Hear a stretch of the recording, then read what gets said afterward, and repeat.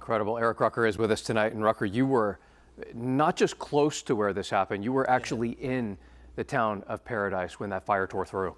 Well, and keep in mind, this fire started early in the morning, so we didn't get up there until around 3:30 in the afternoon. The fire, though, was still everywhere, all throughout the town. The town itself, dark. It almost seemed like nighttime. It's an experience that I'll never forget, and your hearts go out to those who had to suffer through it, and especially to those who lost their lives. Now let's fast forward to tonight, and along with those leading the way for a safer Paradise, we also spoke with a woman whose life has still yet to get back on track after flames took nearly everything from her. I had a really nice life in Paradise. Before November of 2018, Brenda Kuntz couldn't ask for more. I was a Lyft driver, and I also worked for an answering service. These days, and all that's been taken away. She'll take anything she can get.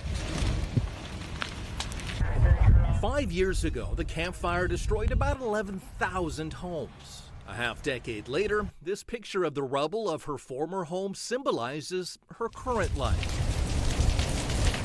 While others rebuild, this Camp Fire survivor is just still trying to get by.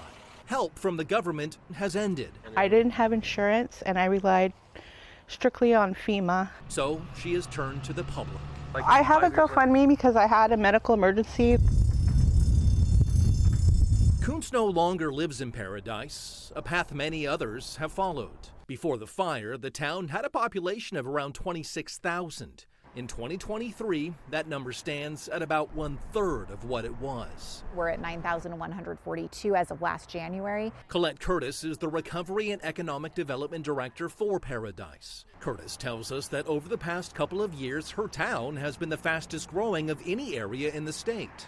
On our recent trip here to Butte County, the sites back up the stats. Home construction seemingly on every street. We have about 700 homes under construction at any given time, so we're really growing rapidly. That home construction also comes with new standards to make sure a future fire cannot duplicate the horrors of 2018. The town of Paradise has really gone out and looked for the science-based information on what reduces the risk the most, and we have really been informed by the IBHS Wildfire Prepared Home standard that was actually rolled out in Paradise last summer. IBHS stands for Insurance Institute for Business and Home Safety. Dr. Ian Giacomo is the managing director for standards and data analytics at IBHS. Over Zoom, he broke down one of the keys to rebuilding a safer community. Probably the most important defensible space piece is that 0 to 5 foot zone that surrounds your house. So going outward 5 feet.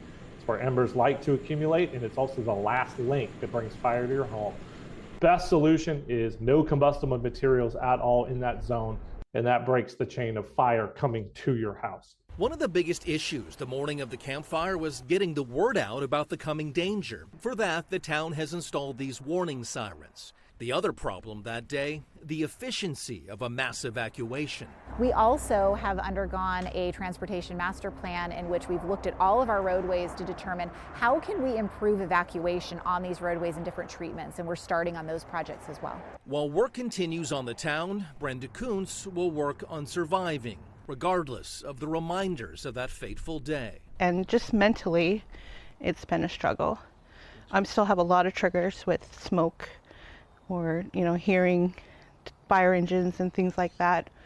They still trigger you. The campfire was once the deadliest fire in U.S. history. Now it's second after the fires recently in Maui. Paradise leaders know the pain, but with the tragedy comes insight, knowledge they are happy to share. We've been in touch with Lahaina very often since their fire in sharing some of those missteps and some of those successes to really help them as they start their recovery. And I say start because they are still in response. Their recovery is going to be very long, just like ours.